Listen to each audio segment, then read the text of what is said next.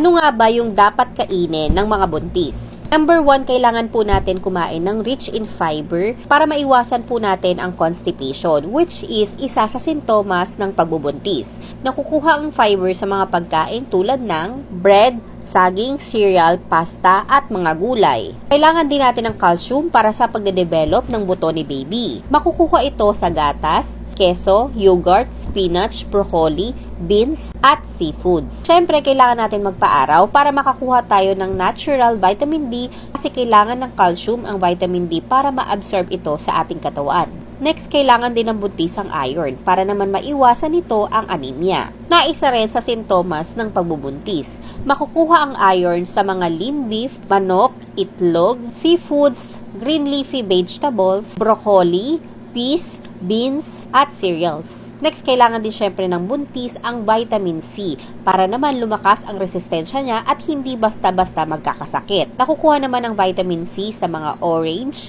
grapes, broccoli, papaya, cauliflower, at kamatis. And ang pinaka-importante is kailangan ng buntis ang folic acid para maiwasan ang neural tube defect. Ito ay sakit ng isang sanggol na meron siyang malformation, deformity sa kanyang katawan. Basta at least kailangan mo lang naman ng 0.4 mg kada araw ng folic acid. Makukuha ang folic acid sa mga pagkain gaya ng dark green leafy vegetable, black beans, and peas. And lastly, kailangan din ng buntis ang vitamin A.